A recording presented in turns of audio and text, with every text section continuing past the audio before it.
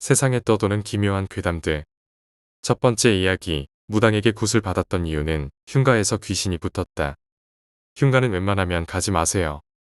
갔다 와도 아무 이상이 없다면 상관이 없습니다만. 제 친구 중에 인생을 망칠 뻔한 애가 하나 있습니다. 고등학교 때 졸업반이었습니다. 수능을 보고 다음날 친구들끼리 모여서 진철이라는 친구 자취방에서 술 한잔 했었죠. 그때 친구가 6명 정도 되었었는데요. 그중 한 놈이 그러더군요. 밤도 되고 하니까 귀신 이야기를 꺼내게 되었는데 자기 집 근처에 흉가가 있다고 합니다. 저도 몇 번 지나가다가 빈집을 보긴 봤습니다만 그게 흉가인지는 몰랐습니다. 진철이 그놈이 이야기하기로는 원래 그 집에 세 식구가 살았더랍니다. 덤프트럭 운전하던 아저씨와 마누라, 그리고 초등학교 1학년 아들이 있었죠. 근데 덤프트럭 운전하던 아저씨가 교통사고로 죽고 나서 그 아줌마 혼자서 아이를 먹여 살리려고 식당 일을 하셨다나 봐요. 집 앞이 대학가라 술집도 많고 밥집도 많았거든요. 그런데 어느 날 앰뷸런스가 오고 하더니만 그 아줌마하고 아들을 싣고 가더랍니다. 집주인 아줌마한테 친구가 듣기로는 아줌마하고 아들하고 같이 동반 자살했다고 하더군요. 아들을 목 졸라 죽이고 자기도 목 매달아 죽었다고요. 그 집을 가보자고 하더군요. 시겁했습니다. 술이나 먹고 당구장이나 갔다가 자자했죠. 근데 고3 마지막 때라 애들이 술도 먹고 하니까 되는 게 없었던 것 같았죠. 그 중에 깡이 제일 좋은 진철이가 자기는 가고 싶다고 손전등이랑 챙기더군요. 물론 제일 앞에 진철이가 서서 갔습니다. 가니까 별거 없더라고요. 오래된 벽지에 거미줄도 쳐져 있었죠. 저는 그냥 기분이 깨름직해서 오줌 싸러 간다고 거짓말하고 길가에 나와서 담배 한 대 피고 있었습니다. 그러다 있으니까 애들이 나오더군요. 별거 없다고 하면서 서로 막 무서웠지. 솔직히 쫄랐지. 하면서 웃으면서 자취방에 가서 라면을 끓여 먹고 잤습니다. 근데 문제는 이틀 뒤에 일어났습니다. 그 중에 한 놈인 민욱이가 아프다고 병원에 가 있다고 하더군요. 왜 그러냐고 하니까 특별히 아픈 데는 없는데 악몽도 많이 꾸고 얼굴에 열이 나고 으실으실 춥대요. 몸살 감기인가 하고 약도 먹고 했는데 계속 몸이 힘도 없고 이러니까 부모님이 병원에 데리고 가서 입원시켰다고 하더군요. 밥도 먹으면 다 토해버리는지라 애가 아주 이틀 동안 팍 싸갔더군요. 그래서 자주 어울리는 친구들끼리 가서 이야기도 하고 노는데 이 친구가 이야기를 합니다. 꿈에 논길을 걷고 있는데 논길 옆에 집이 있었고 지붕에 어떤 여자가 앉아 있었다고 했죠. 그 여자가 자기를 계속 쳐다보길래 무섭기도 하고 해서 막 뛰어갔답니다. 그래서 뒤돌아봐서 집을 보니까 그 여자가 갑자기 사라졌다는군요. 그래서 꿈에서 깼는데 그 이후로는 잠에서 깬 맨정신 상태에서도 그 여자가 자기 옆에 앉아있고 하더래요. 화장실을 가도 따라다니고 말이죠. 애들이 듣고 거의 사색이 되었죠. 그 흉가 때문에 그런 것 같다고 친구들끼리 말했습니다. 귀신 붙은 거 아니냐고. 근데 그 민욱이 놈이 독실한 기독교인이라 무속 같은 것은 거의 안 믿는 놈이고 부모님도 마찬가지였죠. 근데 제 친구 중에 집안 대대로 불교 집안인 놈이 있는데 그놈이 손목에 차고 있던 염주를 그 친구에게 채워주더군요. 절에 갔을 때 스님에게 받은 거라고 말하자 그 친구는 고맙게 받았죠. 염주에 보니까 반야심경이 적혀져 있더군요. 벽조목으로 만들었다고 합니다. 그래서 친구들끼리 얼렁 나와서 친구들끼리 놀러도 다니고 당구장도 가고 해야지 하면서 노가리 까다가 나왔습니다. 근데 갔다가 나온 다음날 진철이한테 연락이 왔더군요. 민욱이가 자기를 찾는다고 혼자서 갔다 온다고 하면서 갔다 온다고 하더군요. 그래서 친구들이랑 저는 당구장에서 당구를 치고 있다가 집에 들어갔습니다. 그 다음날 민욱이가 퇴원을 했다고 집에 놀러 오라고 해서 갔죠. 그래서 뭐 귀신 붙은 건 아닌갑다 하고 밥 먹고 놀다가 나왔습니다. 근데 민욱이가 찾는다고 혼자 민욱이를 만나러 갔던 진철이가 연락이 없어서 알아보니 이제는 진철이가 아픈 겁니다. 자취방 아줌마한테 연락하니까 몸살 걸려서 누워있다고 했죠. 돌아가면서 친구들끼리 그러니까 진짜 기분이 묘해지더라고요. 그래서 친구들끼리 자취방에 가니까 애가 완전 반송장이 돼가지고 누워서 천장만 보고 있는 겁니다. 친구들 와도 고개만 돌리고 왔냐 소리도 안 하더군요. 그러더니 갑자기 그놈이 고개를 저희 쪽으로 돌리더니 여자 목소리로 그러는 겁니다. 이제 너희들 오지마. 이 애는 내가 데리고 갈 거니까. 친구들은 거의 반 미치기 일보 직전이었고 진짜 소름이 쫙 돋더군요. 애들 다 밖으로 거의 도망치다시피 나왔죠. 귀신이 씌인 게 맞다고 하면서 팔에 돋은 소름을 만지고 난리 났었죠. 길가에서 담배 한 대 피면서 이야기를 하는데 아무래도 좀 이상한 겁니다. 민욱이한테 다녀온 이후로 이 녀석까지. 근데 민욱이는 또 다 나아서 집에 갔단 말이죠.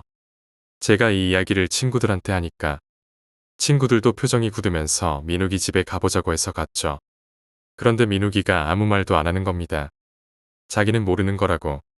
그냥 와서 이야기하다 갔다고. 그래서 제가 그랬죠. 너 왜 진철이만 오라고 했냐? 라고 하니까 그냥 그놈이 보고 싶어서 그랬다고 하더군요. 손에 보니까 염주가 없길래 염주를 준 친구가 묻더군요. 염주 어딨냐? 라고 물었죠.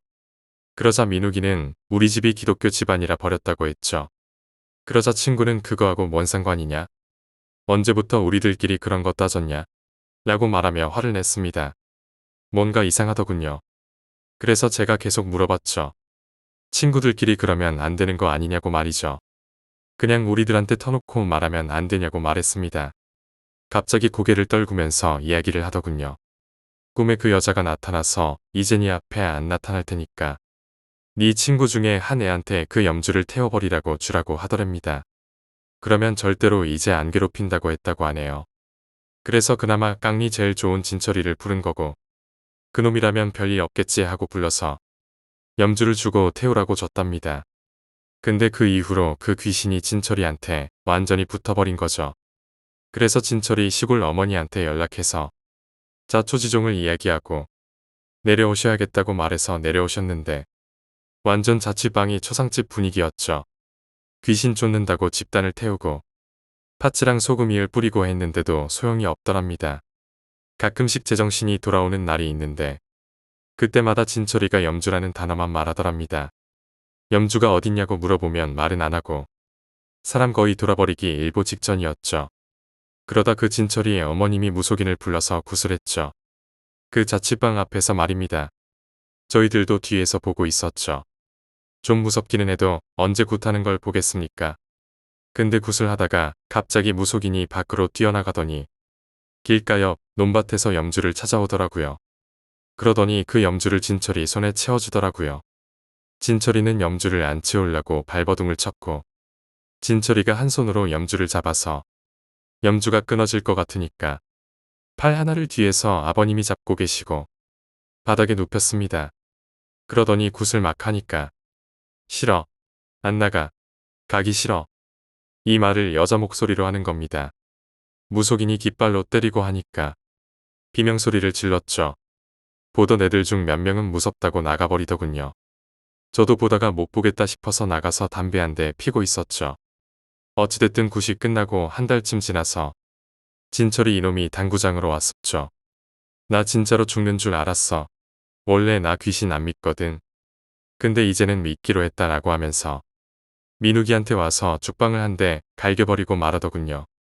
내 친구만 아니었음 넌 지금 뒤졌어. 네 혼자 살겠다고 친구를 팔아먹냐? 라고 하면서 앞으로 인연을 끊자 하더군요. 그 이후로 민욱이랑 나머지 친구들은 계속 만나왔지만 진철이는 그놈이랑은 절대로 안 만나려고 하더군요. 염주는 어떻게 됐냐고요? 진철이가 아직도 차고 다닙니다. 그 이후로 나나 내 친구들도 흉가 근처는 진짜 절대로 안 갑니다. 지금도 그 친구들 만나고 있습니다. 지금은 다들 나이가 들어서 사회생활하기 바쁘지만 가끔씩 만나면 그 이야기를 꺼낸답니다. 물론 지금은 민욱이랑 진철이랑 화해하고 다시 친구끼리 잘 지낸답니다. 민욱이와 진철이의 화해 이후에도 우정에는 미묘한 긴장감이 남아 있었습니다. 흉가에서의 그 끔찍한 경험이 그들 사이에 어두운 그림자를 뜨리웠죠. 그날 이후로 친구들은 더 이상 그 집 근처를 지나지 않았고 흉가에 대한 이야기조차 입에 올리지 않았습니다. 특히 진철이는 그 일이 있고 나서 완전히 다른 사람처럼 변해버렸어요. 그는 더 이상 사람들과 쉽게 어울리지 않았고 언제나 무언가에 쫓기는 듯한 모습으로 주위를 경계하며 다녔습니다. 그의 손목에 늘 걸려있던 염주는 그에게 있어 한 줄기 생명줄과도 같았죠. 그는 그 염주를 하루도 빠짐없이 만지작거리며 마치 그것만이 그를 이 세상과 연결해주는 유일한 연결고리인 양 의지했습니다. 그러던 어느 날 진철이는 갑자기 사라졌습니다. 아무도 그의 행방을 알지 못했어요. 그의 집, 자취방, 심지어 자주 가던 당구장에도 그의 흔적은 없었습니다. 마치 세상에서 소리 없이 사라진 것처럼요. 친구들은 그가 어딘가에서 안전하길 바라며 때때로 그가 떠올릴 때마다 안타까운 마음에 적곤 했습니다. 그리고 몇 년 뒤 민욱이는 우연히 한 장례식장에서 진철이를 다시 만났습니다. 그는 변함없이 그 염주를 손에 걸고 있었고 마치 오랜 시간이 멈춘 듯한 모습이었습니다. 장례식장에서 그는 민욱이에게 조용히 말했습니다. 그날 이후로 나는 다시는 옛날처럼 살 수 없었어. 하지만 이 염주 덕분에 어떻게든 버티고 있어. 그의 눈에는 깊은 슬픔이 가득했지만 동시에 평화로움도 담겨 있었습니다. 그날 이후로 민욱이와 진철이는 다시 자주 만나기 시작했고 두 사람은 서로의 상처를 보듬으며 서서히 예전의 우정을 회복해 갔습니다. 두 번째 이야기, 세상에 알려지지 않은 괴물. 이 얘기도 이렇게 남에게 담담하게 할 수 있을 만큼 시간이 많이 흘렀네요. 저는 귀신이나 외계인 등의 비현실적인 것을 누구보다 믿지 않는 사람입니다. 그리고 이 일을 겪은 후에도 완전히 믿지 못하는 그런 사람입니다. 그런 제가 저조차도 믿기 힘든 이야기를 해보려 합니다. 이 일이 일어났을 당시에 저는 16살이었습니다. 지극히 평범한 중학생이었습니다. 저희 어머니는 교직에 계신지라 동료교사 아주머니들과 매우 친하셔서 방학만 시작되면 부부 동반으로 자주 여행을 가시곤 했습니다. 물론 자연스레 어머니 동료분들의 아이들과도 친해졌고요. 그래서 그렇게 부모님들이 여행을 가실 때면 한 집에 아이들이 몰려서 며칠씩 지내곤 했습니다. 그때도 여름방학 시작과 동시에 부모님들은 부부 동반 여행을 가셨습니다. 어머니 동료분 집에서 여러 아이들이 3일 동안 머물게 되었고요. 저와 제 동생도 그곳에서 머물었죠. 사건은 이튿날 밤에 터졌습니다. 당시 저는 축구 게임에 푹 빠져 있었습니다. 오전에 놀다가 그 집에 들어가니 우리 중 가장 나이가 많은 누나가 오늘은 밖에서 저녁 먹자 라고 했죠. 저는 피곤하고 게임도 하고 싶은지라 저는 집에 있을게요. 애들 데리고 나갔다 오세요. 라고 했고 그러고 그 집주인 아들인 동생 녀석도 저도 집에서 TV 보고 라면이나 먹을래요. 라고 해서 그 집엔 저와 그 녀석만 남았죠. 그렇게 저는 컴퓨터방에서 정말 그야말로 정신 놓고 게임에 푹 빠져 있었습니다. 그 동생은 거실에서 TV를 보고 있었고요. 얼마쯤 지나지 않아 그 동생이 저 친구 좀 만나고 올게요. 라고 하길래 저는 정신없이 게임을 하며 아무런 생각도 않고 알았어. 라고 무심코 대답했죠. 그리고 시간이 지나니 목이 타더군요. 저는 그 동생이 나갔다는 걸 깜빡한 채 형이 지금 목이 마른데 물 한 컵만 갖다 줘 라고 말했죠. 그런데 물을 안 가져다 주길래 저는 다시 한번 살짝 소리를 질렀죠. 아무도 없는 집에서 말입니다. 그런데 누가 테이블 옆에 물을 한 컵 놓아주더군요. 컴퓨터랑 방문이랑 마주보고 있어. 누가 들어오는지는 못 봤었죠. 전 그때까지 제가 얼마나 공포스러운 상황에 처했는지 게임에 빠져 자각하지 못했습니다. 고맙다고 말하곤 게임을 계속했습니다. 얼마쯤 지났을까요? 저는 장시간 컴퓨터 사용으로 인해 두통이 생겨 컴퓨터를 끄고 물컵을 들고 거실로 나왔습니다. 배도 고팠고 말이죠. 저는 집에서 그 녀석을 찾기 시작했습니다. 이 방 저 방을 뒤지다 안방 화장실을 열고 거기도 없기에 거실 복도 쪽으로 저는 천천히 걸어 나왔습니다. 이 자식 어디 간 거지? 아무리 자기 집이라지만 손님을 집에 혼자 두고 나갔나 보네. 그렇게 생각하며 거실로 걸어 나오던 저는 제가 부엌 식탁 위에 갖다 놓은 물컵을 보고 정신이 아찔해졌습니다. 갑자기 머릿속에서 저 친구 좀 만나고 올게요. 라는 말이 미친 듯이 울리기 시작했습니다. 그리곤 저도 모르게 욕이 흘러나왔습니다. 너무 무서워서 그랬죠. 복도에서 서 있던 저는 안방 화장실 문이 열리는 소리를 듣고는 심장이 터질 것 같았습니다. 저는 항상 어디서든지 문을 꽉 맞물리도록 닫고 다니는 버릇이 있기 때문에 바람 따위에 흔들려서 문이 열리는 경우는 없습니다. 누가 일부러 열지 않는 이상은 열리지 않았죠. 본능적으로 느꼈습니다. 나 진짜 큰일 났구나 라고 말이죠. 혹시 물에 젖은 발소리 아시나요? 찰박찰박 하는 소리. 저는 거실 복도에서 고개를 푹 숙이고 멍하니 서 있었습니다. 고개를 들었을 때 안쪽 현관 유리에는 저의 모습 뒤에 무언가가 함께 흐릿하게 비치고 있었고요. 전 정말로 귀신도 믿지 않고 무서움도 없는 당찬 놈입니다. 지금도 말이죠. 당시 제 키가 170을 조금 넘는 키였는데 제 뒤로 비치는 그 형체는 언뜻 보기에도 좋기 2미터는 되어 보였습니다. 분명히 사람의 형상인데 뚜렷하게는 안 보이고 사지를 축 늘어뜨리고 서 있는 검붉은 형체. 저는 넋을 놓고 지금 이건 도대체 무슨 상황일까? 꿈은 진짜 아닌 것 같은데 미치겠다 라는 생각을 했습니다. 컴퓨터를 많이 해서 환각이 보이나? 라고 생각하고 뒤를 돌아보려 했지만 도저히 용기가 안 났습니다. 지금 생각해보면 짧은 시간인 것 같지만 당시 제 기분으로는 한참을 그렇게 숙이고 서 있었습니다. 그리고 다시 고개를 들었을 때도 이것은 결코 꿈이 아니다 라는 듯이 분명히 제 뒤에 서 있었습니다. 일단 정신 차리자.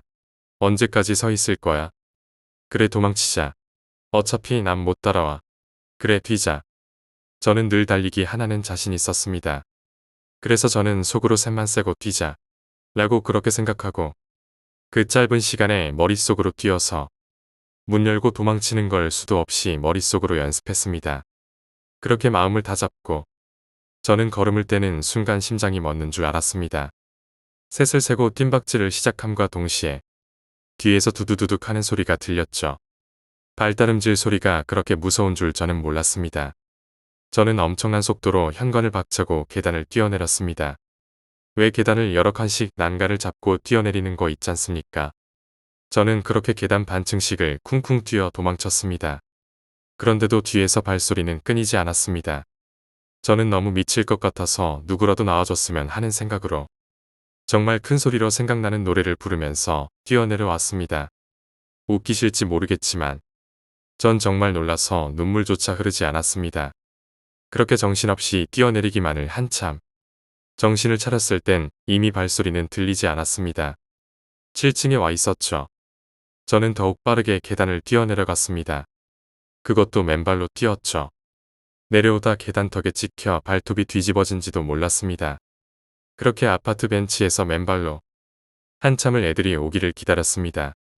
얼마 후 애들이 왔고 저는 제가 겪은 일을 말했습니다. 어린 아이들은 무섭다고 울었고 형과 누나들은 너 미쳤냐?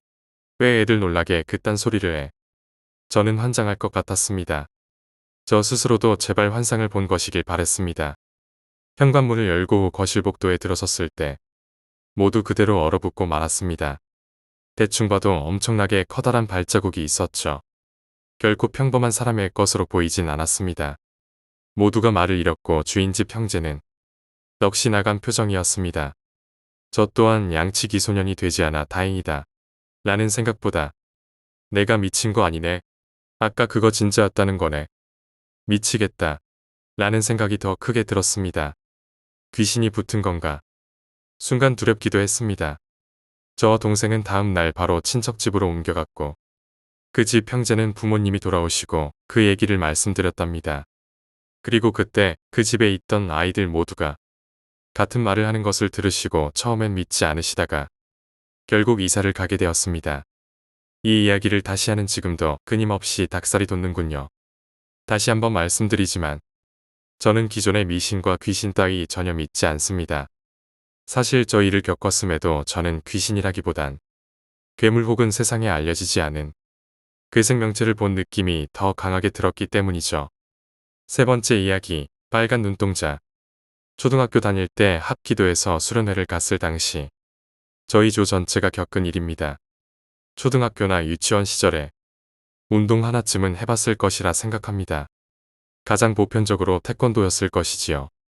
저는 다소 생소한 합기도라는 것을 배웠었습니다. 약 6년간 했으니 2단의 단증을 가지고 있었습니다.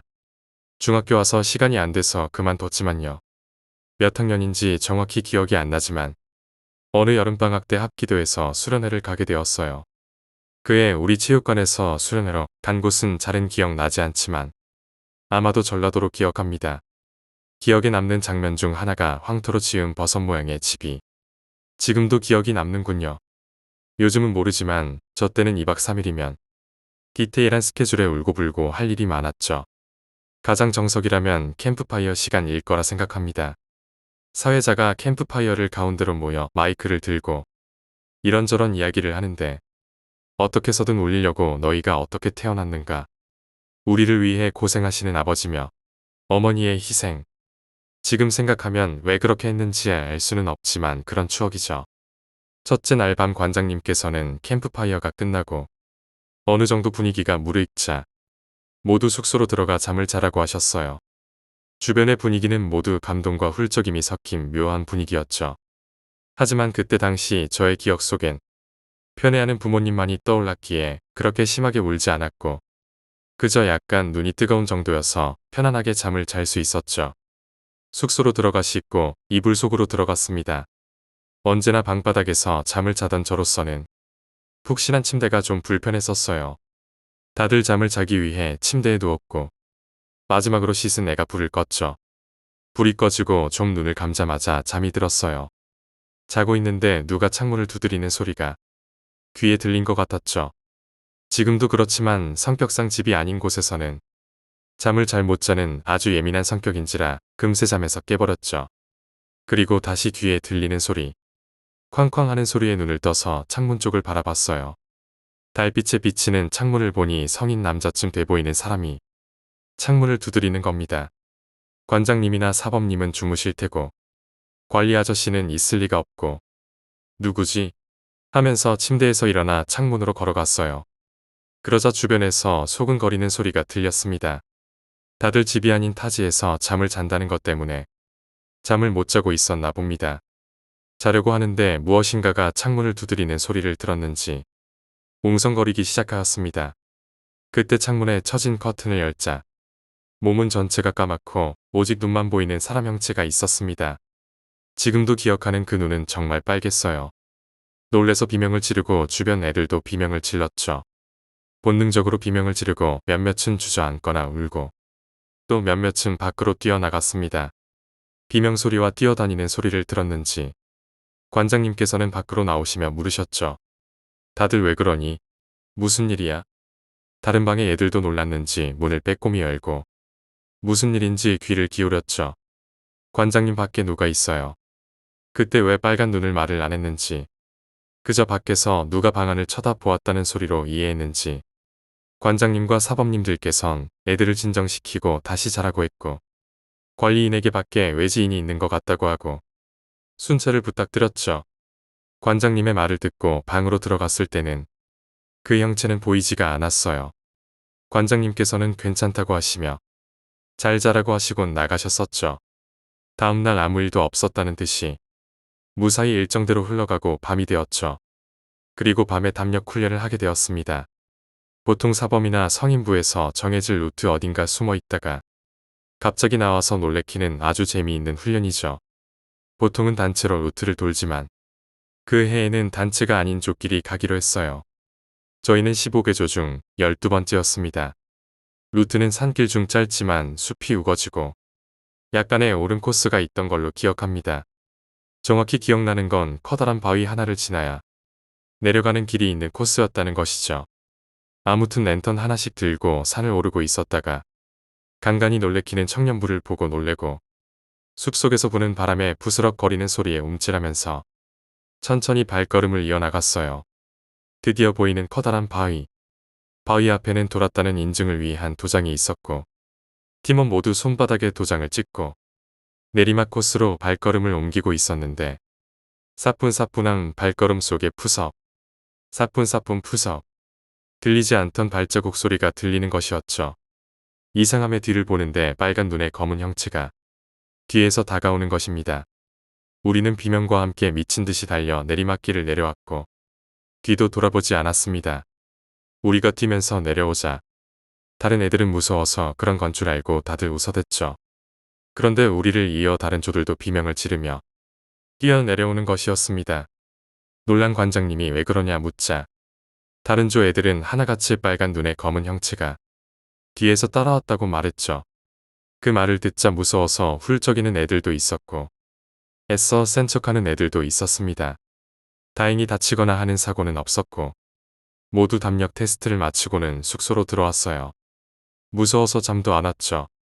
그런 분위기에서 감히 잠을 잘 분위기가 나지 않자 취침등만 켜놓고 다들 수다를 떨기 시작했죠. 한참 대화를 하는데 뭔가 이상한 느낌이 들기 시작하는 거예요. 밤에 큰 소리로 말하면서 방 안에서 울려야 하는데 그런 것이 들리지 않는 것이었죠. 마치 큰 상자 속에 들어가 있는 기분이 들었고 알기 어려운 오싹한 느낌. 비유하자면 놀이터에 있는 원통형의 놀이기구 속에 들어가 있는 느낌. 우주에 있다면 이런 느낌일까 하는 생각이 들 때 주변을 둘러보니 저뿐만 아니라 다른 애들도 같이 느낀 것 같았죠. 무엇보다 칠흑같이 어둠이 방 안을 감싸 안았고 주변의 사물의 그림자도 보이지 않았어요. 어둠이 방 안을 가득 채우는 듯하자 아이들은 무서워했어요. 그때 어느 남자아이가 용기를 내서 불을 켜보자 하며 스위치를 찾았지만 전혀 보이지 않는지 찾지를 못하였고 돌아다니다 전화기를 건드렸는지 전화기 떨어지는 소리가 났습니다. 그런데 다이얼 소리는 들리지 않았습니다. 스위치를 찾으려던 학생은 무얼 하는 건지 깜깜무소식이었고 점점 어둠에 잠식이 돼가는 기분이 들었죠. 그리고 어떤 느낌이 온 방 안에서 느껴졌습니다. 무겁고도 싸늘한 기운. 그 와중에 스위치를 켜는 소리가 들렸으나 불이 켜지지 않았고 그 와중에 취침등 또한 어둠에 침식이 되어 더 이상 보이지 않게 되었죠.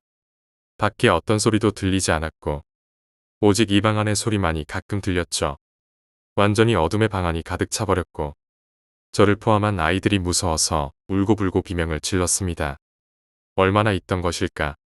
다들 어떻게 해야 할지 몰라 그저 훌쩍이고 있는데 갑자기 문이 열리며 어둠은 빛이 나타나자 도망치듯이 어딘가로 사라졌고 어느 정도 어둠이 사라지자 시야에는 관장님과 사범님이 있었죠. 너희 괜찮니? 관장님의 말에 이불 속에서 숨어있던 아이들은 다들 울면서 안겼고 저 또한 여사범님께 안기며 울음을 터뜨렸죠. 그동안 무슨 일이 있었는지 말을 들어보니 저희는 대략 1시간가량 방 안에 갇혀 있었다네요. 지난밤에 외부인이 여기에서 누군가 있었다는 말에 안과 밖으로 순찰을 돌고 있었고 밖에서 여사범님이 저희 방을 지나가는데 누군가 창문 앞에서 있더라는 것입니다. 그 외부인이라 생각하고 랜턴을 비추며 누구냐 물었는데 그건 사람 같지 않았답니다. 그것은 사람이 아닌 사람 모습을 한 어느 것이었고 빛을 비추자 그것은 방 안으로 도망치듯이 들어가 버리자 곧장 이를 관장님께 말을 하였죠. 혹시나 한 관장님은 저희를 보러 문을 열려는데 갑자기 누군가 문고리를 잡고 반대로 돌리는 것 같이 멈추더니 엄청난 악력으로 열어주지 않았답니다. 아무리 열려 하더라도 손잡이는 돌아가지 않고 문 안에서는 어떠한 소리도 들리지 않았던 거죠. 문은 아무리 해도 열리지 않았고 혹시나 했지만 비상전화로 전화해보아도 묵묵부답뿐. 결국 문을 떼어내기로 하고 사람을 불렀고 전화로 계속 통화를 시도했죠. 딱 한 번 통화가 성공하였는데 그때 들리는 소리는 이상했답니다. 사람의 소리는 아니고 무언가의 소리였는데 아주 잠깐 소리가 들리고 바로 끊겼더랍니다. 큰일이구나 싶어 계속 문을 열려고 시도했지만 역시나 열리지 않았죠. 시간이 지나 사람이 와서 문을 떼어내자 간신히 문을 열었는데 그 속에는 칠흑 같은 어둠만이 가득했었답니다. 어둠은 빛이 나오자 도망치듯이 사라졌고 그 안에서 두려움에 떨고 있는 저희를 발견한 것이죠. 그리고 저희는 방을 옮기자 하고 짐을 챙기고 나가기로 했죠. 여사범님이 다른 방으로 안내하던 중 한 가지 말을 했는데 그 검은 존재는 빨간 눈동자를 가졌었다 합니다.